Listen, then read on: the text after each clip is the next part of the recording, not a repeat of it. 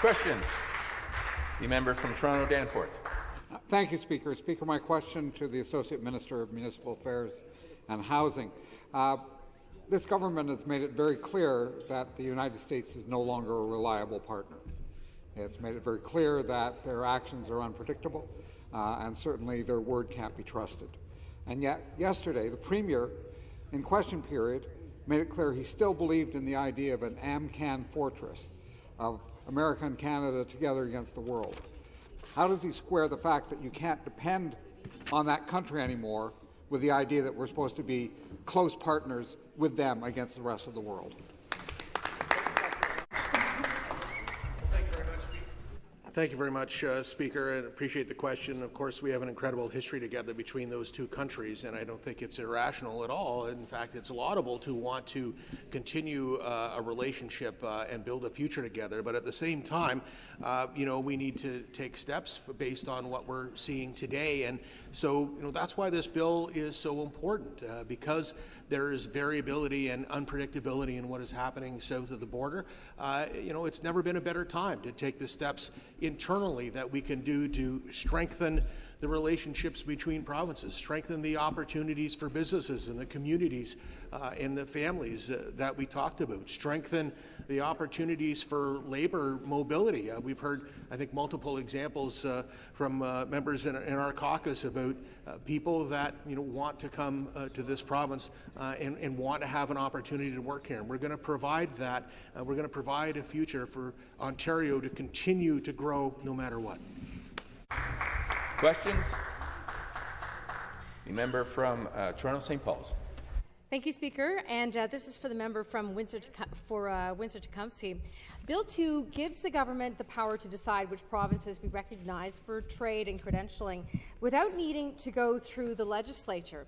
Do you think that there should be transparency or public input in that process? Response?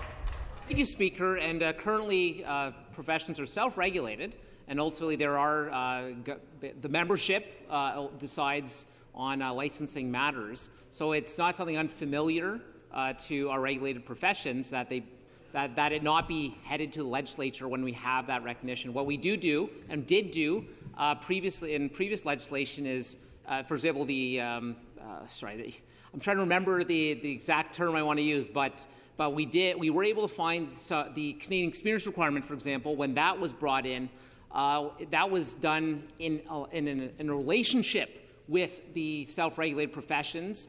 Yes, we passed it here, but ultimately they agreed to do it, and they did so voluntarily. And there's no reason why we can't find the same path here, because we have the same educational standards for most regulated professions. A medical school, for example, in BC would not have any reduction in standards versus Ontario. Certainly for engineering, I could go anywhere across the country to be educated and just take my exam in the province I intend to practice in. So we have a lot of these already in place.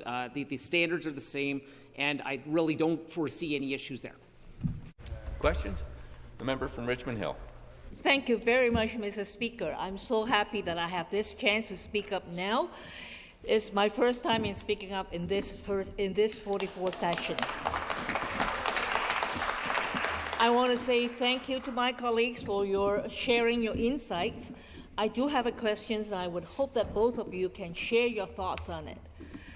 I totally agree with what the minister is saying, that we are facing an economic battle.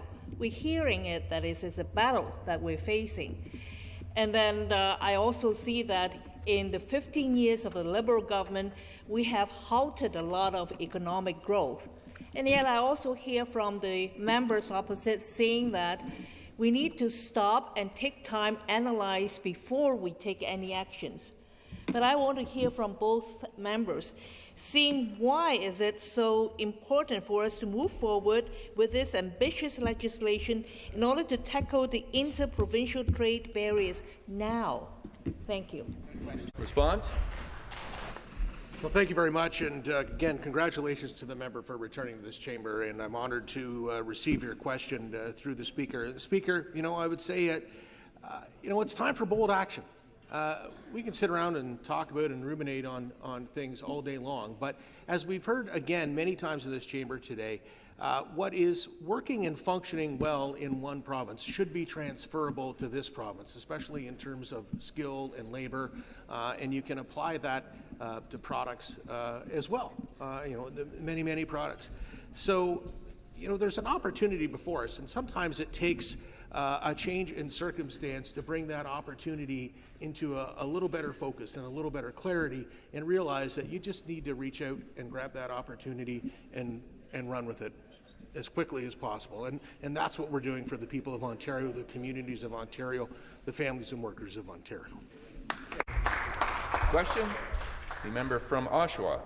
Thank you, Speaker. And my question is to the member from Windsor-Tecumseh, as a member who represents a strong border riding.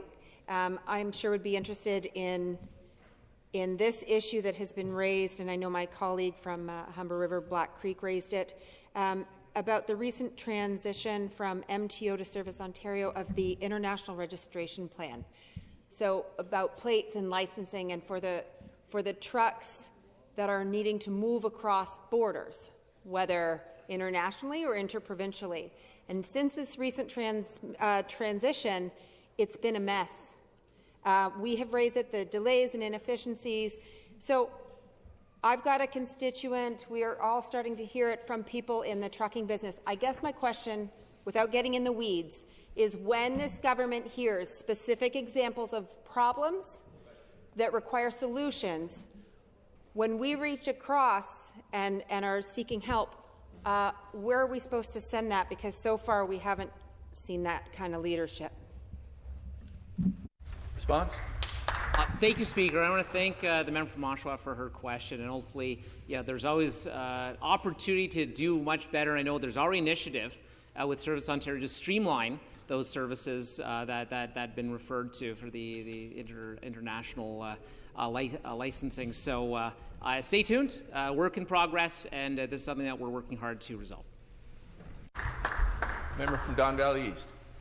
Thank you, Mr. Speaker. Like the member from Windsor-Tecumseh, I belong to a regulated profession and certainly would appreciate being able to move between provinces and territories more easily. I spent some time working in the Northwest Territories where it was relatively easy to get licensed. Conversely, Nunavut, where I also tried, was prohibitively difficult. So I welcome these changes.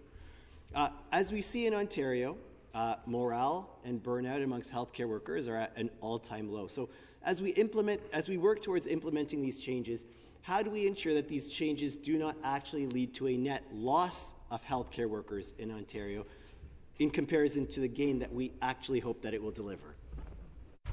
Response? Thank you, Speaker. I want to thank the member from Don Valley East for his question. And ultimately, that's something that we face back home. We have competition from the United States for a lot of our regulated professions. But we offer a better quality of life in Canada. There's tremendous investment by the government in healthcare services right now. We're on the cusp of getting a new hospital, regional acute care hospital, which provides facilities that one can be proud of. They're not over 100 years old with the latest equipment. And I think if you have a facility where you feel confident you can do your best work, that's going to attract you.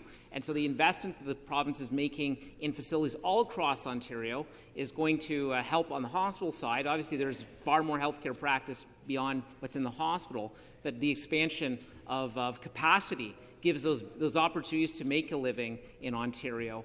And I'm confident that we will be the most attractive jurisdiction to practice in once the changes that are in place are implemented.